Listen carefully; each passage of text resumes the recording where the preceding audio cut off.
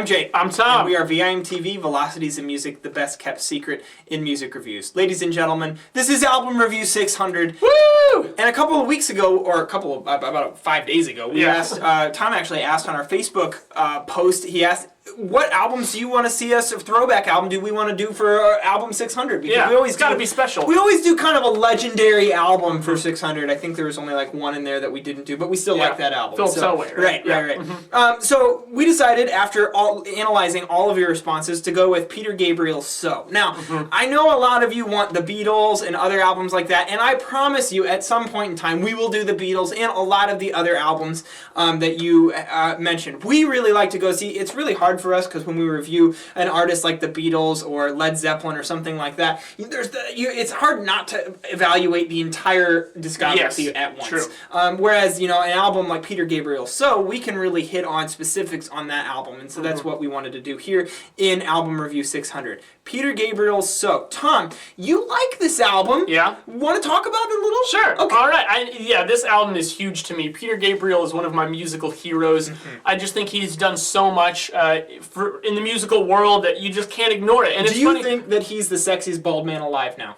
Now? I think so. I'd have to take a big list of all the bald men out there. I mean, Michael Jordan's still pretty hot. Let's face it. Right. But Peter Gabriel's up there. Okay. Anyway, so this is actually an album that we have referenced a lot in various reviews along the 600, reviews that we've done. It's really stupid. We should just stop. Yeah. But the reason being that this is, to me, the quintessential example of 80s production. It's all over the place. There's kind of glittery, sparkly synths and things moving around in the mix. And to be honest, when I first heard it, it really just disgusted me for that reason, because I just don't like that sound. It turns me off right away. Even Gabriel's vocals sound 80s. They're kind of raspy, but when I heard this for the first time, I actually got into this like my first year of college. And I'm glad we're doing this album now in April, because this is very much a spring album for me. I agree. Because it just feels like a rebirth. It just feels like an awakening. And when I first heard this, it was in the spring. I think it was my freshman year of college. And so I got into him a little late. But I was like, I've heard a lot about Peter Gabriel. I know that I like the song Sledgehammer, because who the hell doesn't? Well, this came out before you were born. Well, so it was a little late. Yeah, well, I was going to be late to the show regardless. Right. I wasn't jamming out to this when I was 3, but still, even a little later. So, I got into a lot of music that I like now when I was in middle school or high school. It was even a little bit later than that, and I listened to this and I was like, oh, that production just kind of turns me off. But I kept listening to it because there was just something about the songwriting that sucked me in. And after enough listens, I didn't give a crap about the production anymore. I loved it. I embraced it because I thought it supported the songwriting that's on here, which I find to just be phenomenal. This album came out in 1986, and Peter Gabriel in the late 70s left the band Genesis, which he was one of the founding members of, and went solo. He came out with 4 of his own studio albums before this one. He also did the Birdie soundtrack, which is a little bit of a departure from his actual solo career, I would consider. But, his first 4 solo albums were good.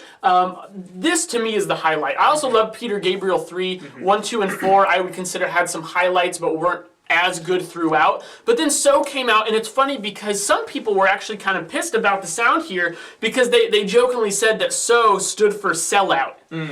Because they thought he was going a lot more commercial with the sound, with the presentation of it, and he kind of was. And New Age is kind of a fad, and this definitely moves more into a New Age into that, sound. yeah. I mean, influenced by a lot of type stuff even, but yeah, here, I mean, the strong suit is the songwriting throughout. I mean, this album is only 9 tracks long, and that's going with that standard cassette and CD reissue. The original vinyl issue actually didn't have the last track. This is the picture, Excellent Birds, but we're going with the kind of what's considered the standard track listing now. What you guys would listen to if you were to go out and find this and listen to it. Yeah, exactly. So that being said, I mean, it's just the songwriting is so damn good. And what's funny is moving out of his earlier stuff, which was a little creepier. You listen to Peter Gabriel 3, and there are a lot of songs on that album that kind of scare the hell out of me. Right. It still has a little bit of that more somber sound, but it's moved into more of a focused and kind of uplifting direction. Most of this album feels like ballads to me. Yeah. The exceptions being Sledgehammer and Big Time, which are hard-hitting kind of like funk songs. But when you look at Red Rain, In Your Eyes, Mercy Street, Don't Give Up.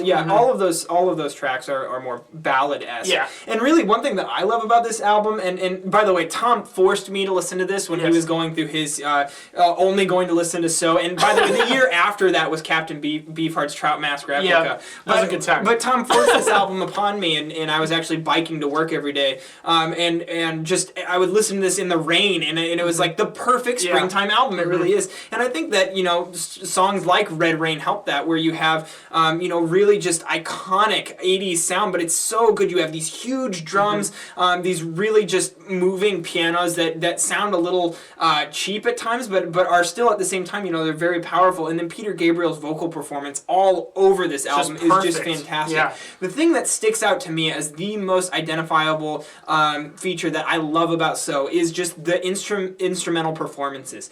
Every single instrument on this album hauls ass. It just they're overplaying everything, and they do it so well that it fits with that 80s style, that production style that Tom was Tony Levin's bass, which if you're a bass player like I am, you gotta love Tony Levin. And you even have in track 3, you have Kate Bush, helping out on vocals. Now I'm not a big fan of her part. I know you are, but that song, you have to admit, just the songwriting, the moods that he's presenting in those songs are enough to make you cry. And at the same time, you have that awesome bass part at the end. This album does everything. It touches your soul. It rocks your face off. It's the whole package. And all in a very short time, relatively speaking, especially over only 9 tracks. I mean, just this album is so potent. It's so dense. I mean, you look at the themes that he tackles. What these songs are about. Red Rain just being this kind of creepy recurring dream that he was having about swimming in this like red water. I mean, just the imagery there. It doesn't even have to be about anything more than that idea. Right. And it's still just an emotional powerhouse. Sledgehammer, which is this just huge sex analogy, which is awesome. That song's awesome. Oh, and the lyrics are it pulls you in because the lyrics are coy. They're making you think. And the song just has a ton of attitude. Yeah. In Your Eyes, one of the classic. I think that's the biggest song that Peter Gabriel might have ever made. Right. Thanks to Say Anything. John Cusack holding up the boombox. Right. In that song, I feel like it was my favorite song on the album to begin with. But then as I've listened to this, time and time again, probably have listened to this 100 times over the years.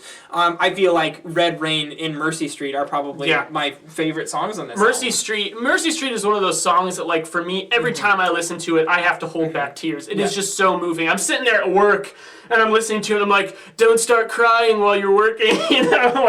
How weird would that look? But it's an incredibly moving, powerful experience listening to that. And it goes straight from that into Big Time, which is just this big kind of satire on the commercialism which people were accusing him of in the 80s, and that economic success. One song that I think is kind of cool that I want to point out, I think it's overlooked a lot. I don't consider it a highlight, but the second to last track, We Do What We're Told, Milgram's 37, that title comes from the experiments that Milgram did about basically authority and where if you were told to electrocute someone, send them little electric shocks and hurt them, that 37 of the 40 people were willing to do that if they were told to by an authoritative figure. So kind of relating back to that back to the Holocaust, things like that, just this big social experiment.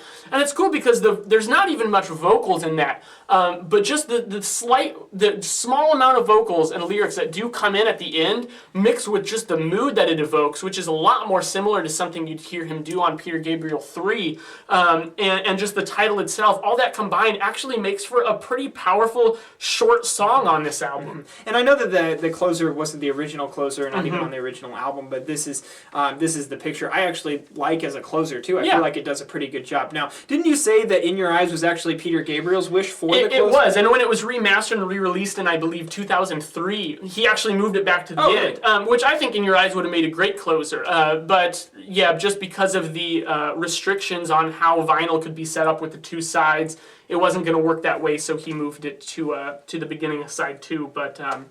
But yeah, so I mean, I still love the way that it's set up now. And actually, with We Do What We're Told, and this is the picture at the end, I think it's kind of a neat come down from the rest of the album. And it's funny because I think that those two probably are the least standout tracks on the album. And usually we would harp on something for, we'd harp on an album for an ending with weaker tracks. Right. But really here, I actually kind of appreciate it just because those first 7 tracks are such a powerhouse. I need a way to kind of come down after and it also does a good job of recapping everything else, which is I always appreciate when listening to a record. Now, I have to point this out, but there is an inevitable comparison that has to be made towards the Talking Heads album, Remain in Light. And I'd agree with that. I feel like in the sound that there are just moments on here where these guys or Peter Gabriel sounds like Talking Heads, and I like that. I really liked Remain in Light is one of my favorite albums of all time, and Peter Gabriel, obviously they were in the same kind of time frame, so they were making similar styles of music, and I just love the influence that you hear here. This whole album is just a masterpiece. You really can't get around it. There's just a few gripes I have, and they're not even worth noting because they're so small. Tom, what are you giving this? I'm giving it a 100. I'm not quite that in That's love with fine. it. However, I think that you give me a few more years and I'll meet you there. All right. For now, I'm going to go 96. 96 sounds good. Have you guys listened to Peter Gabriel So? If not, what's wrong with you? Go out, stop what you're doing, and get this album right now and listen to it. Let us know what you thought at www.velocitiesandmusic.com or youtube.com/velocitiesandmusic. Also, follow us on Twitter and like us on Facebook. And thank you guys so much for being a part of Velocities and Music. All 600 of these reviews have been a blast for us, and we can't wait to do the next 600 and participate and have you guys participate with us because you guys are what makes this happen. I'm Jake. I'm Tom. And we are VIMTV, moving music critique forward.